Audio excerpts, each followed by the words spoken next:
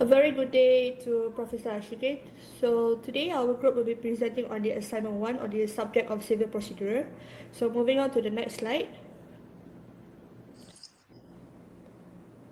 So here are the group members. So I am MAISARAH. I'm Sim. I'm Nurfatin, Aliyah. I'm AMISHA. So, alright. So this assignment will be presenting on the IRAP method on answering the question. So moving on to the next slide. So here are the question on the assignment. So the question are, Isaac has sued Ryan for the sum of 300,000 ringgit in the session court at Shah Alam for the breach of contract. So the session court judge gave the judgment in favor of Isaac, whereby Ryan needs to pay 200,000 ringgit plus 10% cost to Isaac. So Ryan had filed a notice of appeal against this said decision. So we have to explain to Isaac on the procedure of appeal. So moving on to the next slide, where I will be presenting on the introduction. So in civil litigation, the right to appeal is a fundamental aspect of the justice system that allows an aggrieved party, such as Ryan, to seek a review for a decision made by the lower court. So in this case, Isaac initiated a civil suit against Ryan in the session court at Shah Alam for the breach of contract amounting to 300,000 ringgit.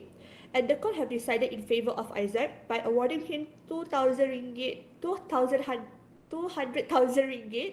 and 10% cost. So due to satisfaction with the decision, Ryan has filed a notice of appeal, and the main issue here that arises in this question is to explain the proper procedure that governs the civil appeals from the session court to the high court under the Malaysian civil procedure law. So for the next part, I will pass to the next presenter. Thank you. So next, I'll be presenting on the rules. So the legal rule governing appeals from the session court to the high courts in civil cases is provided under the Courts of Judicature Act 1964 CJA and the Rules of Court 2012 ROC. So Section 65 Clause 1 of the CJA stipulates that any party dissatisfied with a decision of the session court may appeal to the high court, provided the appeal relates to the final decision and not to certain restricted interlocutory matters. The appellant may appeal on questions of law, fact, or both. Procedurally, the ROC 2012, specifically Order 55, sets out the steps that must be taken to initiate and maintain such an appeal. The appellant must file a notice of appeal within 14 days from the date of decision, and this is a strict timeline, and failure to comply could result in appeal being struck out. Alongside this, the appellant must file a memorandum of appeal outlining the grounds on which the decision is being challenged and submit a record of appeal, which includes all essential documents such as the pleadings, notes of evidence, exhibits, and the lower court grounds of judgment. This document must also be served on the respondent within the prescribed period. And that's all from me. I'll be passing the next part to the next presenter. So very good day, Professor Shikin. My name is Nurfatin, Aliyah, and allow me to apply the rules to the application for this procedure of Isaac's case. So as we summarize, Isaac has sued Ryan for 300,000 in the session court. So the judge ruled in favor of Isaac, and Ryan is very not satisfied with the decision. So Isaac's appeal is valid under Order 55, Rule 1. The notice of appeal must be filed within 14 days if Ryan wants to challenge the court decision under Order 55, Rule 2, and serve to Isaac, and the session court register within 7 days under Order 55, Rule 3. So if Ryan failed to meet these timelines or comply to any of these due dates, Isaac can apply to strike out the appeal unless an extension is provided under Order 3, Rule 5. So in this case scenario, Ryan must comply to the deadlines. He must next ensure that all required appeal documents, including the court record, are correctly complied. And if he fails in doing so, in doing anything correctly, Isaac can challenge the appeal due to non-compliance. So as we can see in the case of Young Shu Kin, and Anor against Dahan Cipta Sendirian Berhad and Anor and other appellants 2021, the court highlights the importance of procedural compliance in appellant proceedings.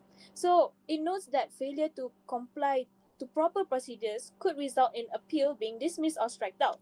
The case that procedural non-compliance can unjustified the right of appeal. Next slide. Okay. So, under the Order 55 Rule 5, Ryan must file a petition of appeal within 8 weeks of the notice. This document must clearly state why he believes the session court um, is wrong in a way. If it's vogue, lack of legal reasoning or grounding, or simply re-argues the facts of the case, Isaac can respond by filing a reply of petition within 14 days under Order 55 Rule 6. If Ryan petition is procedurally flawed or lack in any way, in any aspect, Isaac can apply or challenge for it to be strikeout. He can also argue that the session court applied the law correctly. So as you can see in the case of Kaisar Maxim Sendirian Berhad against Sheikh Pohin 2021, the court stated that appellant intervention occurs only if reasonable judge could have made the decision. The High Court will not conduct a retrial if it will rely strictly on the trial records unless Ryan obtains leave to admit new evidence. So as in the case of Ko Yong Seng against Ong Tiam Huat, the appeal should not use to re-argue the facts unless exceptional circumstances exist. So the appellant cannot reuse or re-argue the facts that has been already happened or exist in the previous case. So next, I will pass it to the next presenter for our conclusion. Thank you. My name is AMISHA. Hello, Prof. And I'll be talking about the conclusion part. Okay. To conclude everything, if Ryan wants his appeal to move forward successfully, he must carefully follow the steps set out in the Rules of Court 2012 and also the Courts of Judicature Act 1964.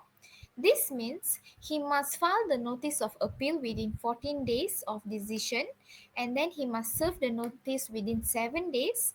After that, he has to submit a full petition of appeal within 8 weeks, clearly explaining what mistake he believes that the session court has made.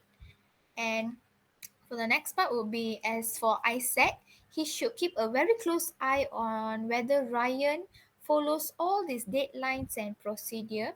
If Ryan makes a mistake or misses any deadlines, Isaac has the rights and he can apply to strike out of the appeal, meaning that the court can dismiss it before it goes any further.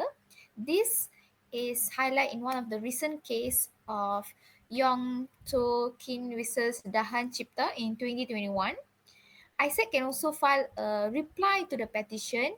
In it, he can argue that the session court judge made the right decision and that Ryan's appeal doesn't have a very strong legal reasons. It is just trying to repeat facts that is already decided. It is also to know that the High Court doesn't usually hold a new trial, as seen in cases like Kasiar Maxim versus Shah Pohin in 2021, and also the case of Ku Yong Seng versus Ong Tiam Huat in 2001. The appeal court only steps in. The lower court made a decision that no reasonable judge would make.